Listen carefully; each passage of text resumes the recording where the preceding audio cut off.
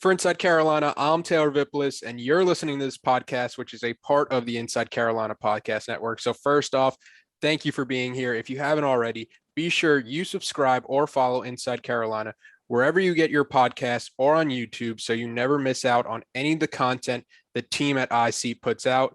It helps us out a ton, and it hardly takes any time. Speaking of support, we want to support the people that support us. So that's why I've got to remind everybody about Jimmy's Famous Seafood. The reason they wanted to sponsor this podcast is simple.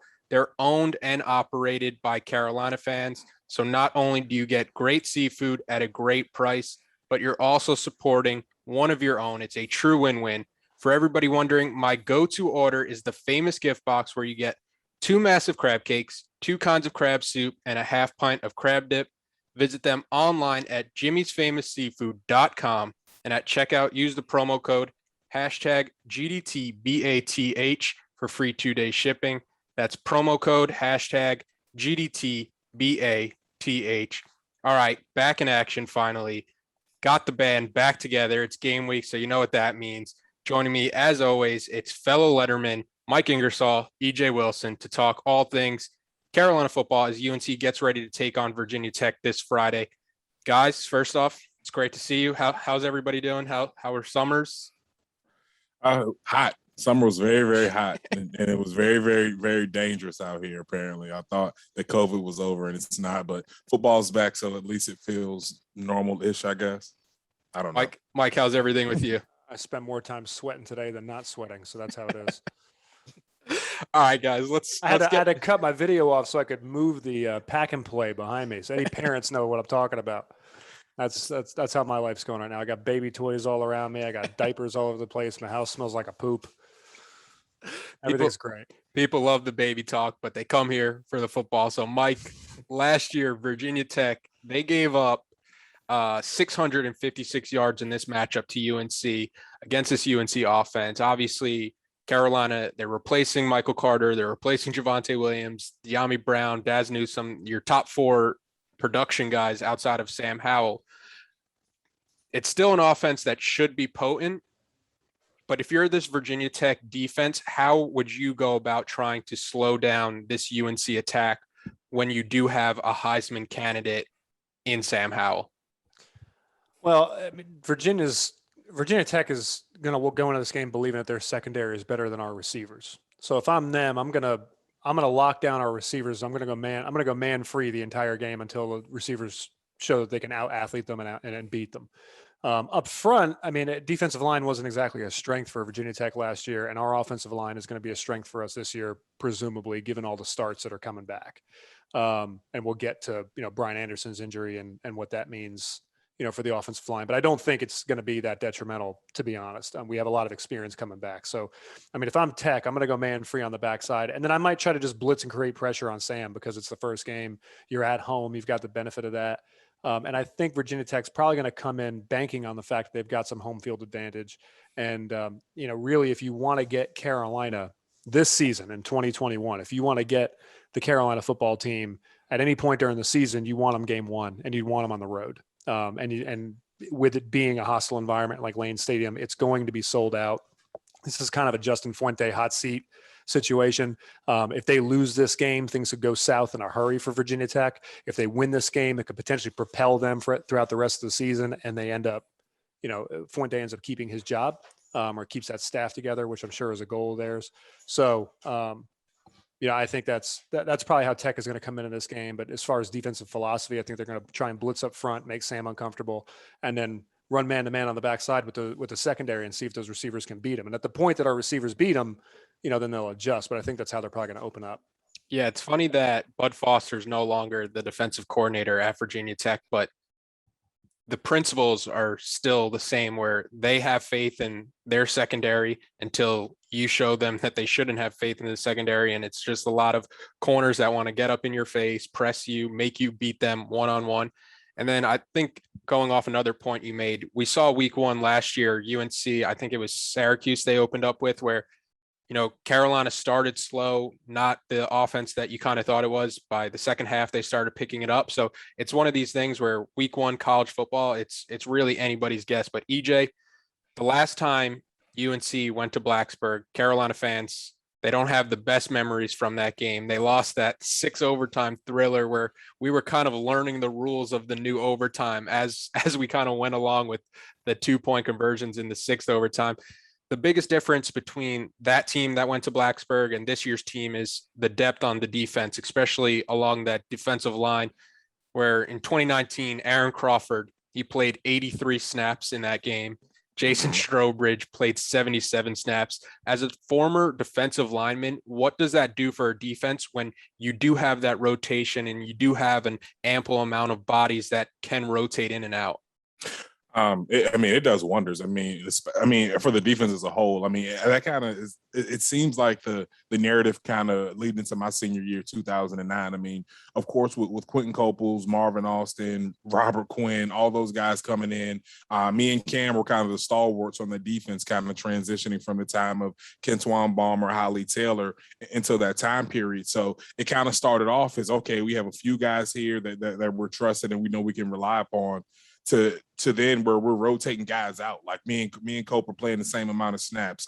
Everybody's rotating in the fresh defensive line, and it kind of changed. It allowed us to play to our strengths. A lot what the coaching staff is talking about what they want to do with this defensive line. They don't want to have to stick with the same guys and have them just go in there and muscle it out, drive after drive and snap after snap. They have guys whose strength is to go in there and grind it out, or whose strength is to come in and pass rushing situations, 2nd and long, 3rd and long. Guys whose strength is to, when you know they're going to be on a 2-minute drill, that they're good all-around players who are well-conditioned, who are just grinders. So, it allows you to be in these different situations. Yeah, teams are going to try to, of course, catch us off guard and not allow us to substitute in. But I do think the guys that we're going to go out there with initially, which is looking like Kevin Hester, Ravo Hasek, and Miles Murphy, I'm more than confident those are all 3 down players. So, but I think that with being able to get those guys in and keep them fresh, we're going to see a bigger impact. We're not going to see these teams start to pull away in the 4th quarter. We're going to still be strong. All our guys are going to be fresh, and we're going to keep hitting them. And it's going to, I think with a lot of our players being fresh and evolving more in their pass rush abilities, it's going to allow us to be able to confuse them with how we're rushing people, but still allow to have the proper amount of people in coverage. And with the way our secondary is looking, the way those guys are just competing for playing time, I'm confident that we are going to be a little bit more exotic in some of our defensive calls and some of our defensive looks. And that all starts up front with the defense. When you have 3 guys who are really big bodies that you can put in there that are going to control the line of scrimmage, then that kind of, we can use the benefit of what our defense looks like now with having speed at every position, it seems like. So, this is really going to have a ripple effect all throughout the defense. As a player, is it something that you have to adjust to because you've always had the mindset, I want to play as much as possible, yet you also have to kind of consider, like, maybe if I do play half the number of snaps, I can be more effective with better effort? Oh yeah, definitely. It's really a maturity thing too. For me, of course, when we start getting these 4- and 5-star recruits, of course, my ego said, "Be threatened, don't help these guys out." But what benefit is that doing for me? What is that when maybe I'm not playing my best? If another guy can go out there and give us a spark. But I think it's nothing but help. Even guys who are looking to get into the NFL, if you're playing 40 snaps a game as opposed to 60, but those 40 snaps a game, you can grade out 80, 90%. Whereas opposed, if you just have more film, but if that film is not better, it's not helping your case any. And that's if you're thinking at that level from a team perspective, which I think most of these guys that are in the program and the guys that are steadily coming in and being recruited, they're team guys. So they know that if this is the best thing for the team, if this is going to allow me to do what I do best in the aspect of the game that I enjoy most, it allows the players to be a little bit selfish while still giving to the team. Because we all know that there are guys who love to pass rush and don't really care to play the run. And then there's guys like me who are weirdos and love butting heads and playing the run and didn't care if coach took us off on 3rd down. So, that allows guys to really hone in and do what they want to do. The only thing I worry about is that if things start to get too specialized and catered, the guys aren't going to be as well-rounded as they need to be. But knowing this coaching staff, knowing Coach Cross, Coach Bateman, and Coach Brown, that I don't think that's really going to happen. That it's going to be a great thing for everybody involved. Those run stuffers are just built a little different mentally, yeah. I think. Yeah. EJ, do you think you were conditioned in practice all week long to know you're not going to get any sacks, though? Oh, yeah.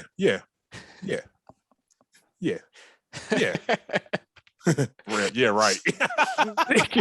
And I was conditioned in practice to know that I wasn't going to get any movement off my first step in the run game. I was like a defensive tackle playing on it. Sticking along the lines, Mike, one player whose status for Friday is in serious jeopardy. You mentioned it earlier, center Brian Anderson. He's been limited at practice as of the time of this recording still. Kieran Johnson, he's been running with the ones all camp. What have you kind of seen from Q in the games that he's played where you either feel optimistic about him starting or you're a little worried about the prospect of him starting? Well, he earned a scholarship, so they think he can play.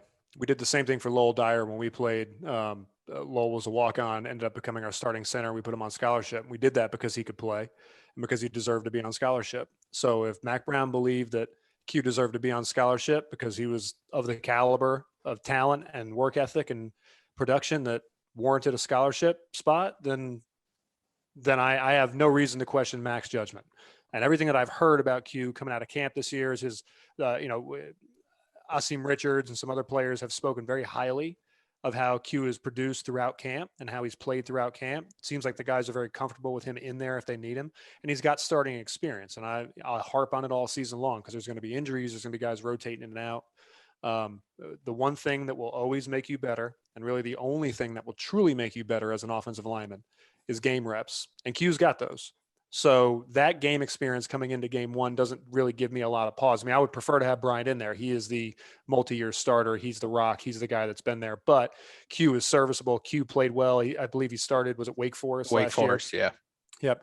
And he played pretty good. I was surprised. I remember I was looking, it was about halfway through the first quarter. Maybe it was their second drive, middle of their second drive. And I realized that Brian wasn't out there and Q was. I was like, who's number 69? Because he was playing pretty well. I didn't see a lot of drop off. And that's really all you can ask. As an offensive lineman, you just don't want to get noticed, because if you're getting noticed, something's going wrong. And I didn't notice him for a drive and a half when he started against Wake Forest. So I'd say that's a testament to the way he's prepared last year, the way that he was ready to play last year. And I can only imagine that with the confidence that the scholarship brought, with the confidence that the game reps brought, and with the confidence that the trust his teammates clearly have in him, his fellow line mates clearly have in him, what that's going to bring. It doesn't concern me for his personal production and his ability if he rolls out and he's a starter against Virginia Tech. It's a hostile environment, but again, he's played. He can handle it. If they put him out there, it's because they think he can play and he can do the job. Yeah, that game against Wake Forest, Carolina's offense still put up a crazy amount of yards. I think over 700 yards on the game. So, and according to Pro Football Focus, like when you look at how the team grades out, Q grades out just as high as, a guy like Brian Anderson, even a little higher, even though it is a lot smaller of a sample size. So I think you are right that the team and the staff has a lot of confidence if Q does have to start. But even if Anderson is out on Friday, it's still an offensive line that has a ton of experience, a ton of returning starts. You're led by NFL talent in Josh Azudu, Jordan Tucker. And the biggest question mark for this Carolina team is at the running back position, and it's at the wide receiver position. If you're Carolina, how do you kind of lean on the continuity that you do have along your offensive line and Sam Howell to kind of take some of that pressure off the newer pieces so they don't go in feeling like they have to be the next Diami or Javonte Williams? Well, from a coaching perspective, what you want to do is you want to put the offensive line in a position where they're taking most of the pressure. And you want to have the read for the running backs and pass protection be the simplest read they could possibly have, where they go one of two ways. Typically the easiest thing to do is to make sure that the running back has the widest rusher, but we can't slide protect the entire game. So really they just want to take as much pressure off those running backs, because running backs have route assignments. They've obviously got run game assignments. The thing that will mess with a running back's head the worst is pass protection. It's the one area where they're essential, that they're critical to the pass protection scheme, but because they have so many other responsibilities, there's just not as much time from a development standpoint and in practice that you can devote to pass protection. They go through it. Running back coaches go through it. They go through it in individual drills. They go through it through team drills, obviously. But if I'm a running back, me personally, my focus on knowing my route assignments and knowing where I'm supposed to be in the run game and what I'm supposed to be doing. So they want to take as much pressure off those young running backs as they can in pass protection, because you don't want them out there thinking too much. They're already going to be a little nervous. They're already going to be thinking. You don't want the wheels spinning that extra turn, that extra half a rotation, having to worry about who do I pick up in the pass game. And you really want that too.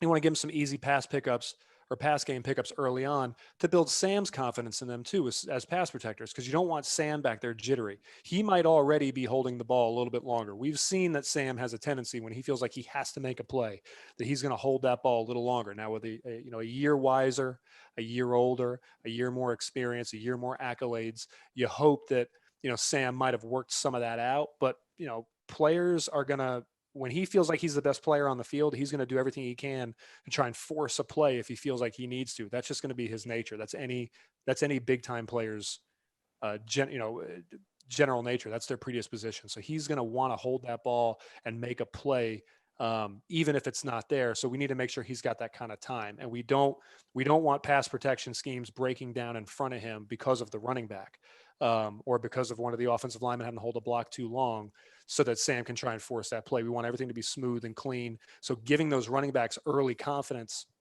in pass protection, giving them easy pickups in the beginning, have them feel confident in their pass protection abilities, will also build the confidence of your quarterback and your offensive line, because these guys aren't going to want to be getting tagged with sacks when it's not their fault, when it's on the running back. You know what I mean? So you want the offensive line to be confident in the running backs too. And pass protection, forget the run game, forget how many yards they rush for, forget how many yards these running backs catch for. Fans should pay very close attention to how they pick up blitz packages and pass protection, as I can assure you that at home, at Lane Stadium, nationally televised game, Carolina being a top 10 team, they're going to blitz the ever living hell out of Sam Howell and that offensive line to try and get him uncomfortable. It's not because they don't think they can beat it. It's not because they think they're better than us up front. They're probably doing it because they feel like they're not as good as us up front. Sorry, got some allergies.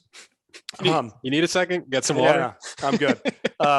They're not going to be pressuring Sam and that offensive line because they feel like they're better than us up front. They're probably doing it because they feel like they're not as good as us up front. And in order to get pressure on Sam, in order to make him uncomfortable, they got to get somebody home, typically through a blitz. They're also going to do it to test those running backs. So giving them early confidence will be big for the entire offensive unit, not just the running backs themselves. Yeah, that's definitely one thing I would say for fans to keep a close eye on, because by all accounts, I believe this Jason Staples said that the weakest part of Ty Chandler's game coming over from Tennessee was his pass pro. And then your number 2 running back, Caleb Hood, is somewhat new to the position, coming over as a true freshman running back, where he played, I'm pretty sure he played more quarterback in high school. So it's like, and you guys can remember, like, if for a high school running back going to college, pass pro is probably one of the last things you're going to feel really comfortable about. So it's going to be interesting to see how they do at protecting Sam Howell. But a running back like Ty Chandler coming over from the SEC, he does have a ton of big game experience, to where you would hope that him being the feature running back and him being the lead guy on Friday, he wouldn't be too afraid of the moment. And I think when you have a team that brings as much talent back as Carolina, you need as many people who aren't afraid of the moment and won't be afraid of playing on a big stage in Lane Stadium. But EJ, everybody assumes that the defense is going to take a noticeable step forward this year. It's year 3 in the same system under Jay Bateman. You have a lot of talent returning, every starter back from that Orange Bowl, a lot of young guys ready to play more snaps. In your opinion, what would you say are realistic expectations for the defense this year? I do think there will be some noticeable and marked improvement on the defense. I mean, as we were just talking about, the depth on the defensive line is going to change the way that Coach Bateman is able to deliver some of those calls, how we're going to be able to pressure on some earlier downs and pressure on downs and do some type of pressures that we haven't shown on film. I mean, you hear the talk coming out of training camp. It still sounds like Coach Bateman isn't even 50% into his playbook or his potential schemes, and that's exciting. So, I mean, he's even said itself, like, this is not a defense that's going to come out and shock the world and be a top 5 in the nation defense. Do we have the potential to do that? And on paper, with the size that we have up front, the speed and experience we have at linebacker, and the experience and depth that we have in the secondary, yeah, you would think that that we're going to be a great defense. I do think we're going to be a good defense. I'm not down on our defense, but I do want to keep those expectations reasonable. I mean, these still are young players. There still are going to be the learning curves and the kind of bumps and bruises that you're going to have when you start any season, especially against a top tier ACC opponent in one of the toughest stadiums to play in the country. So I just don't want the fans to go out and expect us to go out and shut Virginia Tech down. Do I think that we're going to find ourselves more competitive in some games? And do I think by maybe game 5, 6, 7, are we going to start to become that defense that we think we can be, where we're shutting some people down, where we're getting pressure without sitting the house, and where we aren't giving up those big plays? Yeah, I definitely think this is going to look more like a Mac Brown defense, a Bateman defense. But and then on the other hand, that was me being the realist, with me being the optimist, man. Just think about the depth that we have up front. I do think that we're going to be able to stop the run. I think Ravo Havoc is going to have a top tier type of season. I think we're going to be talking about him as an All-American. And I think that some of those guys that we have, like Kendrick Brinkley Jones and some of those other freshmen that we have coming back, I think those guys are going to be looked at as some freshman All-American list. So, and I actually had a chance to meet Miles Murphy's high school coach, and he had nothing but great things to say about the kid. And I learned some things about his character that I didn't know before, that leads me to believe that now that he has his time in the spotlight, he's going to step up. I mean, the days of Aaron Crawford and Jason Strobridge playing 100 snaps a game are over. I think these guys are going to go out there and they're going to have fresh legs. And Mike can attest to that. Like, there was a difference in our defensive line in 07 and 08 going to 09, where we had, I mean, basically, if you think about it, almost our whole two deep almost got drafted, or at least had the opportunity to play in the NFL. I mean, and we kept guys fresh. At the end of the season, we weren't banged up and bruised up to the point where, hey, we can get back into the weight room, we can start training, we can get ready again. And I think those are some of the things you're going to see. You're going to see people recognizing plays, people playing faster. So I think by the middle of the season, we will be one of the top defenses, I think, in the ACC. But I don't think people should expect us to come out guns blazing until we can really are comfortable in who we are and kind of get some of those rotations down pat. Well, early in the year too, depth matters, and this matters on the offensive line too. But on defense, especially, particularly the defensive line, and with these spread offenses and the way that's going now, it's a lot more pass rush. First, second game of the year, one thing we've kind of glossed over here is that rotation matters for having fresh legs on a defensive line against an offensive line in the fourth quarter, week 7, 8, 9, 10, 11, 12. Oh, yeah. Okay. That matters because by third quarter, fourth quarter, like, we're tired. Offensive line, like, we're tired. All right. And if we've got fresh legs across from us, the reason why our defensive line, when you and I played, was so successful through that rotation was because you'd wear an offensive line out. You just get tired by the end of the game. If you're playing the same guy, if you're lining up as an offensive lineman against the same guys the entire game, you get into a rhythm. Okay. And that fatigue it's mutual. The fatigue's mutual. So, there's really no advantage from, there's really no advantage from a conditioning standpoint or from a rotation standpoint if you're playing the same guys on both sides of the ball the entire game. First game and second game of the year, though, is an entirely different animal from a conditioning standpoint. Okay, you're tired halfway through the first quarter because when you go out there, and this is going to be the same for Virginia Tech, all right, but when you go out there, you are exhausted by the second drive because your adrenaline's so high in pregame, your adrenaline's so high when you first get out there, you got your nerves, all of that takes stuff out of you. I mean, at a physiological level, like at an actual chemical level in your body, that stuff drains you, okay? But also you're drained mentally, you're drained emotionally. That takes a toll on you. And you're not usually in game shape, what we call game shape, until end of the second game, maybe start of week 3 is when you really realize, like, okay, I'm in my season, my in-season conditioning is now here. Those first 2 games, you're less tired in game 2 than you are in game 1, but game 1 is a grind. And usually you have sort of a warm-up game. You're playing a Citadel or a James Madison, but we're not doing that now. Like you said, we're playing a top-tier ACC opponent. Now, they're going to have to deal with the same fatigue we are. They have to deal with the same heat, the same cramping, the same all of that we're going to have to deal with. But if you've got a healthy rotation of guys, this is where our advantage can come in. If you've got a healthy rotation of guys on the defensive line and the offensive line, if we get guys that are going down with cramps and whatnot, okay, if you keep their legs fresh, well, if you're winning in the trenches, we know this is the old adage. If you're winning in the trenches, you're probably going to win the game. And if we stay fresh, that's going to be a key to that, particularly with respect to game 1, game 2 of the season. Yeah. And Carolina has a ton of bodies right now along that defensive line, Miles Murphy, Ray Vahasik, the Fox brothers, Des Evans, just a ton of guys. Javari Ritzy, the coming back Javari Ritzy looking to make an impact in this year for Carolina. But EJ, what would you say you're looking for week one to try and gauge to see if this defense is serious and they are ready to kind of get into that top half of the conference, that fringe national conversation? I would say lack of big plays. I think if we can avoid giving up big plays, the 20 plus yard plays, I think that'll be a sign that we're really coming to our own as a defense. I mean, of course, Virginia Tech's going to throw some things at us that we haven't seen before, and some things that aren't on film for those guys to chase. But I think us doing that, us finishing and playing hard. I mean, those are the playing hard, and I guess us kind of becoming a good tackling team, which is still surprising. I almost forget that sometimes. I'm so used to talking about how bad we are.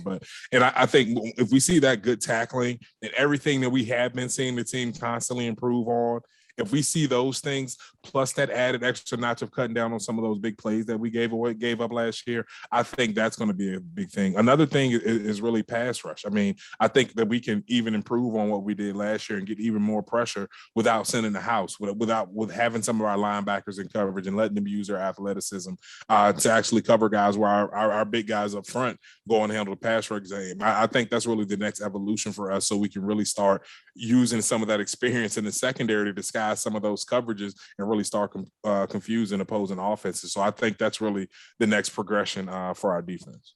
Yeah, you mentioned the better tackling, and somebody like Jaquarius Conley flying downhill and tackling people at like a 97% rate really helps out that the missed tackle number. So he was one of my favorite players to watch last year defensively with the physicality he kind of brought. But we've kind of mentioned it all around with Lane Stadium. It's going to be interesting to see how this team reacts to that kind of environment. You know, Frank Beamer isn't leading this team through the tunnel anymore, but their fans still bring it. It's still a very tough place to play.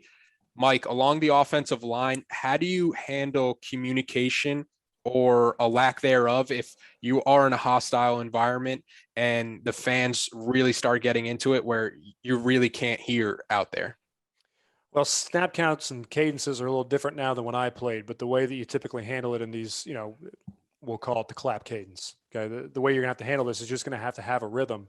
And we might end up snapping the ball at the same pace every play until we start breaking down the crowd a little bit. You score some points and the crowd gets a little quiet, then you can go back to what you usually do. But early in that game, we might have to be going, silent snap. And what that looks like is your tackles are just kind of looking down. If we're not going to do it on the same rhythm every play, where it's like you see the center's head go down, come up, 1,000, 1,002, we snap. If you're not going to do that, because you don't want to do that because you don't want to tip the defensive line off. You don't want to give them, the advantage, because guys like EJ who are smart are going to time that up real fast and start taking advantage of it. If you're not going to do that, really, it's your tackles are just kind of looking through their peripheral vision.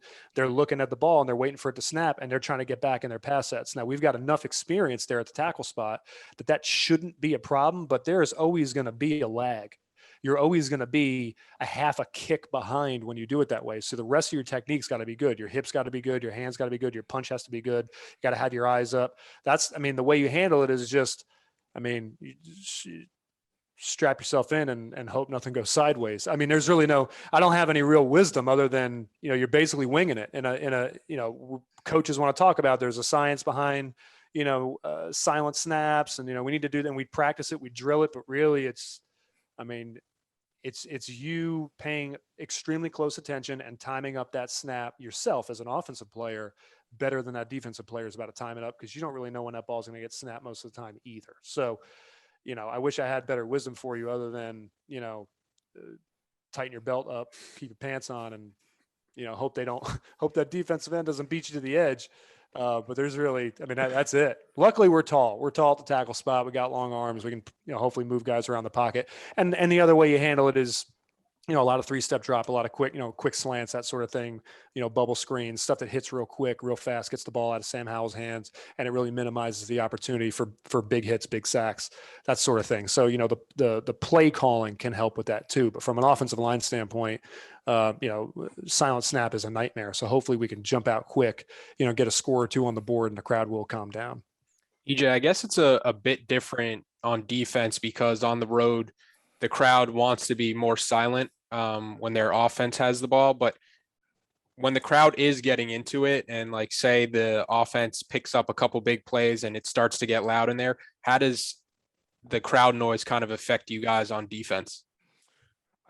I'll say it really depends on the experience of the defense and really the linebacker. So I don't think that's really going to be an issue for us. But our kind of objective is to keep the stadium as quiet as possible when we're out there. We don't want the crowd to get in it at all. We just want it to be silent out there unless they're booing the offense because they're doing so bad. But I mean, it is like you say, it's a different ball game for us. I mean, where we really have the disadvantage, I guess, for crowd noise is really at home because our crowds trying to be as loud as they can to kind of disrupt the offense. So that's always the kind of thing I think that takes away from the home field advantage when you're at home playing on defense, especially if you're playing an offense that goes at a fast pace or they really want to crank the tempo up on a 2-minute drill at home. I mean, some of those things can be kind of counterproductive, but I mean, on the road in Lane Stadium, I'm looking forward to really quiet defensive drives, unless it's from the UNC contingent that shows up in Lane Stadium. One thing that's been a theme for this training camp with the players was players talking about finding their confidence and that belief in yourself. As guys that have been in the locker room before, you know how tough it can get mentally as a player. How big is that to hear from players like Anton Green or guys like Josh Downs that they do feel like they're in the right mindset? Because I don't think that's something that fans really account for. But Mike, starting with you, like how big is that to hear that a player does have that renewed confidence in themselves when you know how easy it is in that locker room to get down on yourself or start to question yourself with how many other talented players there are in that locker room around you? Well, I mean, a guy who feels confident when he's surrounded by equal or superior talent is a guy that's going to be productive, and he's going to go out there and he's going to compete and he's going to play well. So, I mean, it gives me confidence. What concerns me in a bigger picture thing, it's not so much a player by player thing. It's, we're coming in this game number 10, most national polls, number 9 coaches poll. Look, man, we were number 5 at Florida State. We laid an egg last year. I mean, and for whatever reason, when I played, since we played, high national rankings have not been our friend. Top 25 rankings have not been our friend.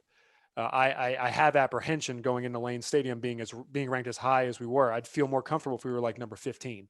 But the fact that we're number 10 and we're going in, it's like the only place to go from here. You're slight movement up. But with Virginia Tech Tech's unranked, right? Yeah. Yeah, Tech coming in unranked.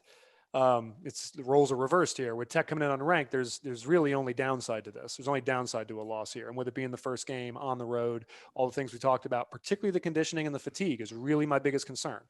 The heat and the conditioning and the fatigue, getting the best of us, along with, maybe some first game jitters and our heads might be a little inflated because of the ranking. Like all that's great. Like I feel confident that with all the guys around me, no matter how good, all the depth behind me is very good and they're pushing me every day, but this is my spot. And I feel like I'm going to be able to contribute and I'm going to play and I'm the starter. I'm going to be productive. That's all great. I appreciate all that from a personal standpoint, but we're lying if we think that 20, 21, 22-year-old kids who have a top 10 ranking going into Virginia Tech, a team that they've played very well against in the past. Okay, that is a rivalry game, but now you feel like you have the upper hand. There is going to be a little bit of unearned arrogance that comes along with that. And the question is going to be, what I'm going to be most interested in seeing is, does that affect us early in the game? I'm not concerned about late in the game because just like the Florida State game last year, we had an opportunity to win it because we are just that talented and our schemes work that well. And when we really put our heads down and we do what we need to do and we play assignment football, we can beat anybody. We can play with anybody. But are we going to have another egg laid like we did against Florida State last year, the first half, and then have to play from behind, which with an inexperienced receiving core and an inexperienced running back group, at least in terms of experience within the system for some of those guys, that gives me a little pause. It gives me a little bit more apprehension than I would have had last year. If you'd have told me that scenario at Florida State was going to play out, I would have felt confident with a guy like Daz Newsome and De'Ami Brown on the outside with Michael Carter and Javonte back there in the backfield. I would have told you, now we'll be okay in the second half. Sort of, and really the way it played out is how I would have predicted that game would have played out. Different animal this year with different personnel. So it gives me a little apprehension. I would hope that we'd get out to a fast start and then avoid the trappings that come with that and start, reading your own press clippings at that point. We're up 14 after the first quarter at Virginia Tech, first game of the year. We're number 10 in the country. No one can touch us. Next thing you know, you're down 30-14 and you don't know what happened. Like we need to avoid the trappings that come with this high ranking. That's my biggest heartburn moment that I'm having going into this game right now. But I still think, this ends in a win for exactly the reason you pointed out, that the position players we have on an individual level, despite all the talent that's on this roster, are confident for the most part, almost to a man, that if they're the one that's starting or if they're in that rotation, that they're there for a reason and they'll be productive. EJ, everybody sees the dominant player that you kind of developed into at Carolina into this spot where you played yourself into the NFL. But were there ever moments early on where you kind of had doubts in yourself, like some of these guys, like a Josh Downs had, where he was looking at guys in front of him like Daz Newsome, like, do I really belong here? So did you have any of those moments, and how did you kind of work through them? Well, it's funny that this came up because this is actually kind of the story of my Carolina career. Man, Mike knows this story very well. So when I got to Carolina, I was about 6'2", 230. So I was kind of positionless. So at first I was a linebacker. So during summer school, I was a linebacker. During the season, they wanted me to play tight end. But they didn't want me to go down on the scout team. So instead of going on the scout team, I played defensive end on the tight ends, the position I was supposed to be playing. Well, they needed help at fullback. So the spring I played fullback. One of our coaches told me I was the worst fullback in the ACC history and that he'd help me transfer. So it was at that time that I moved to defensive end. So have there been times in Carolina where I felt like I shouldn't have been there? Yeah. I mean, every moment until Coach Browning sat down with me after spring ball and said, hey, come play defensive line. So, I mean, I definitely understand probably better than anybody the mental aspect of feeling confident. But the good thing about that is that I went into a group of players who are also confident in themselves. And I give guys like Ken Swanbaum, Holly Taylor, and especially Malik Brown a lot of credit for how they kind of took me under their wing. And that's what I'll say about the guys saying that they're confident. I want to speak more to the intangibles of that. And if you have guys that are confident, you have guys that aren't going to be selfish. That's part of championship football. You hear people say that's championship football. It's not all about going out winning, executing, or guys not getting in trouble. It's about the whole attitude of the team. A guy who's confident is going to help that guy and correct him and not try to sabotage him or see him doing bad things or like a guy who knows if he sees a guy who's starting in front of him slacking off, maybe in a workout or something like that, he's not going to do that. He's going to push him because he's going to say, I want you at your best when I take your position. So it's creating a lot of healthy competition. It's creating a lot of guys supporting each other. And it's creating a lot of guys who aren't going to make decisions on or off the field based in their own best interests because they know that they need to put their best selves out there because they know what they're capable of. So I'm glad to hear the guys are confident, glad to hear the guys feel like they can fit in. Because I mean, from everything that I've seen and everything I've heard, there's almost battles at every position, I think, except for the offensive line and quarterback, really. And that's good to see. I mean, we all know that the coach has their own too deep in their head. It's just not on paper yet. But just to be able to have open competition and you see that it's legitimate, I mean, that's why these guys are so confident. It's a sign of a good coaching staff and a sign of players who really bought in. Close out the podcast, we'll do who will be our surprise stars for both the offense and defense this year. Mike, we could start with you. Who would you say would be your surprise star along the offense? I think it's going to be Josh Downs. I think he's going to come in and he's going to meet the expectations that he had coming out of high school. Some of the yips that he had, some drop passes, things like that. I think he's going to clean that stuff up, and he's going to become Sam's go-to receiver. And that's who I think that was the plan for him coming out of high school, and I think that's what he's going to turn into here. I think he's going to meet the hype. Another one too to watch out for too is Coffrey Brown, Diami's little brother. That kid has all the talent in the world. He just got to get it right mentally.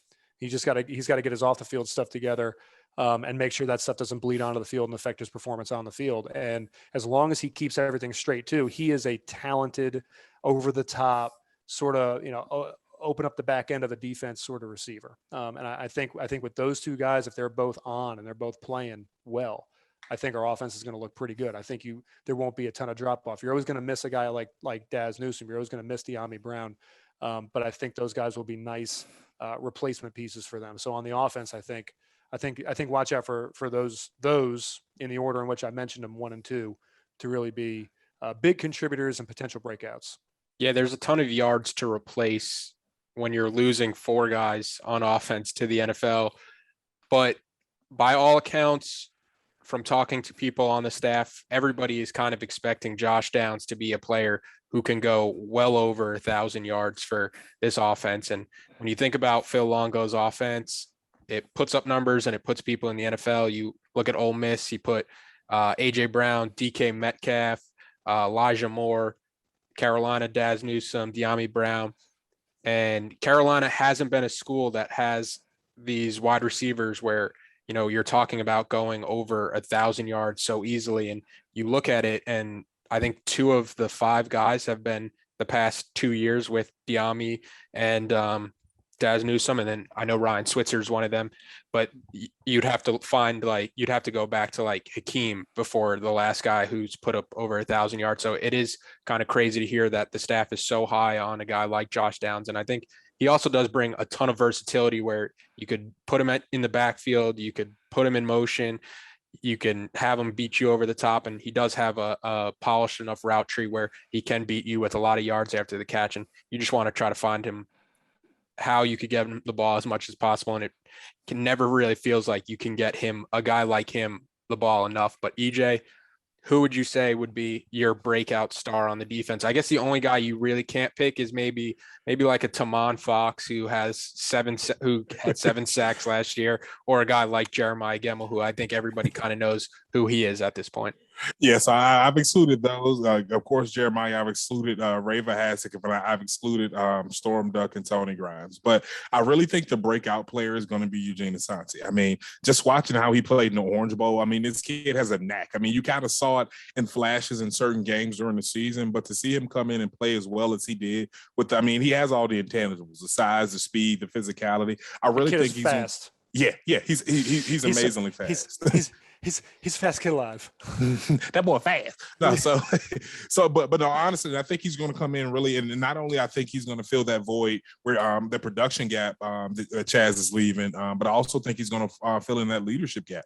He just seems like he has that type of energy that no matter how long he's played, how many snaps he's taken. Yes, I'm in a starting position now. Yes, I'm in his leadership position, so I'm going to take this very seriously. I mean, honestly, this is one of those years where there really can be a lot of breakout stars. I mean, you have a lot of new starters. You have guys like Miles Murphy, who we mentioned. We have some of these freshman linebackers like Rod Dilworth. And then, I mean, there are so many guys that could come out as surprises, but I really think I think Eugene Asante is going to be the guy. I think that a lot of eyes are going to be watching him and saying, hey, it's your time to shine. And I think he will.